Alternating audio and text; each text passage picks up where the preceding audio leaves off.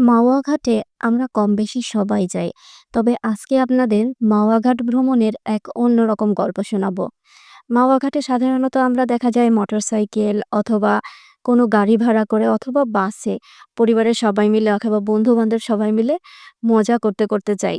তো দেখা যায় কি রাস্তায় অনেক জ্যাম পড়ে, একটা সময় প্রচণ্ড বিরক্তি চলে আসে। তো এবার ভাবলাম জ্যাম ছাড়া একটু অল্প সময়ে মাওয়া ঘাট ভ্রমণ করা যায় কিনা? তো একটু রিসার্চ করলাম YouTube বা Facebook এ অল্প কিছু ভিডিও পেলাম। তাই ভাবলাম যে আপনাদের সাথে শেয়ার করি আমি ঠিক কিভাবে গেলাম, কেমন খরচ হলো এবং আসলেই ঠিক কি উপভোগ করলাম। তো আমি গিয়েছিলাম হচ্ছে মধুমতি নামের একটা ট্রেনে, যেই ট্রেনটা মাওয়ার স্টেশনের উপর দিয়ে যায় এবং মাওয়া স্টেশনে ট্রেনটা থামে। এটা হচ্ছে বিকাল ৩ টার সময় জনপ্রতি ভাড়া নিবে মাত্র ৳৫৫ করে। এবং খুব অল্প সময়ে বলতে গেলে মাত্র ১ ঘন্টার মধ্যে আপনি মাওয়া রেল স্টেশনে পৌঁছে যাবেন। আর এই ট্রেনে চড়ে যাওয়ার সময় রাস্তার ২ পাশের যে সৌন্দর্য আপনাকে বলে বোঝাতে পারবো না। আসলে সবকিছু সবসময় তো ক্যামেরায় বন্দী করা যায় না। চোখ দিয়ে উপভোগ করতে হয়। আমি লিখেছিলাম, "এত সুন্দর, আপনার মনটা এমনিতেই ভালো হয়ে যাবে। মাওয়া যেয়েও যদি আপনার মন ভালো না থাকে, এই রাস্তার সৌন্দর্য দেখে আপনার পয়সা উসুল হয়ে যাবে, সাথে মনটাও ভালো হয়ে যাবে।" তো এবার আরো বিস্তারিত বলি এই ভ্রমণে আসলে কি অসুবিধা হতে পারে বা কি সুবিধা আছে বা আপনার একটা দিন আপনি সুন্দর কিভাবে কাটাতে পারেন এই জায়গায়, সবকিছুই বলছি। একটু ধৈর্য ধরে শুনতে হবে। তো আপনি ট্রেনে চড়ে যাওয়ার পরে আপনি যে মাওয়া স্টেশনে নামবেন সেখানে আপনার ট্রেন কিন্তু প্ল্যাটফর্মে দাঁড়াবে না। মানে আপনার হচ্ছে একটু কষ্ট করে ট্রেন থেকে নামতে হবে। সেক্ষেত্রে অবশ্যই আপনার উঁচু স্যান্ডেল পরা যাবে না। উঁচু স্যান্ডেল পরলেও কিন্তু আপনার অনেক কষ্ট হবে। আর সেখানে নামার পরে আপনি ১ম এ যেতে পারেন পুরান ঘাট নামে একটা জায়গায়, যেখান থেকে আসলে পদ্মা সেতুটা দেখা যায় এবং সন্ধ্যার সময় যদি রোদ থাকে তাহলে সূর্যাস্ত অনেক সুন্দরভাবে দেখা যায়। তবে আমি যেদিন গিয়েছিলাম সেদিন আসলে বৃষ্টি ছিল। তো সেভাবে সূর্যাস্ত দেখতে পারিনি। তবে অনেক ভিডিওতে দেখেছি। আসলে এই জায়গাটা কিন্তু অনেক সুন্দর। আর আপনি যখন রেল স্টেশন থেকে যাবেন সেখানে, সেই রাস্তার ২ পাশের সৌন্দর্যটাও অসম্ভব সুন্দর। মানে এরকম সুন্দর পরিষ্কার পরিচ্ছন্ন আসলে খুবই কমই দেখা যায়। এখানে আপনার আসার সময় অটো ভাড়া বা সিএনজি ভাড়া নেবে জনপ্রতি মাত্র ৳৪০ করে। আর এখানে আসার পরে আপনি ছোটখাটো অনেক দোকান দেখতে পাবেন, যেমন ফুচকা, চটপটি, বা এখানে বসে আপনি একটা সুন্দর বিকেল কাটাতে পারবেন প্রিয় মানুষের সাথে অথবা পরিবারের সাথে। এখানে অনেক সুন্দর পিকচার আসে। আপনি অনেক সুন্দর, সুন্দর ছবি উঠাতে পারবেন। আর বলতে গেলে জায়গাটা একদম নিরিবিলি। আ যদিও আমি যখন গিয়েছিলাম তখন একটু মানুষ কম ছিল। তবে মোটামুটি হয়তো মানুষ হয়। তবে আমার কাছে জায়গাটা খুবই ভালো লেগেছে।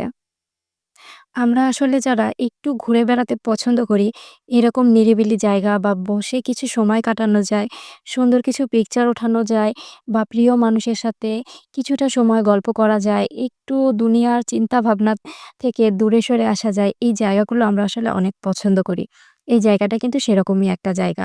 এই যে সন্ধ্যার সময় আপনি অনেক পাখি বলতে আমি দেখছিলাম যে একটা লোক কিছু কাকদের খাবার দিচ্ছিল।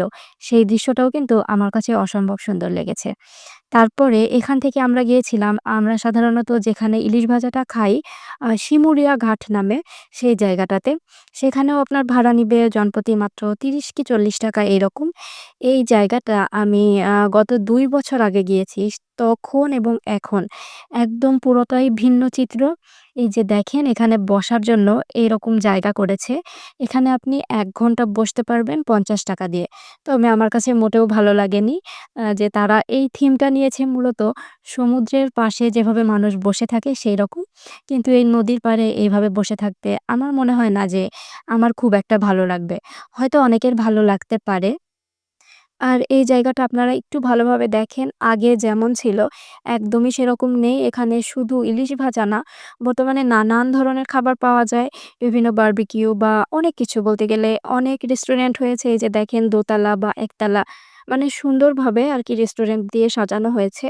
তবে আমার কাছে আগেই ভালো লাগতো। আগে যেমন লোকাল দোকানগুলা ছিল মোটামুটি তখনকার ইলিশ আরকি ভালো লাগতো। এখন জানি না কতটুকু টাটকা ইলিশ পাচ্ছি, আদৌ ইলিশ খাচ্ছি কিনা এটাও জানি না।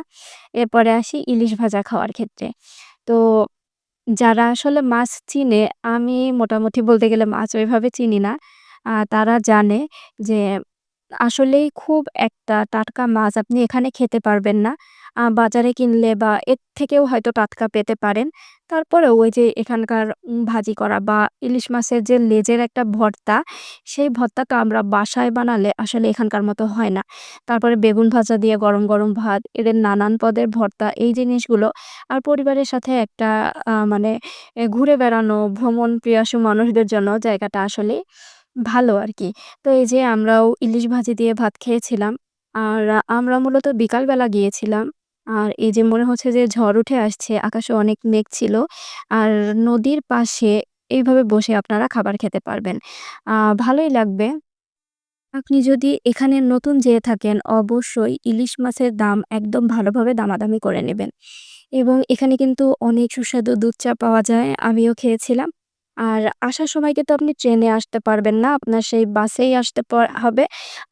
ঢাকা পর্যন্ত আপনার বাস ভাড়া নিবে ৳১০০ করে।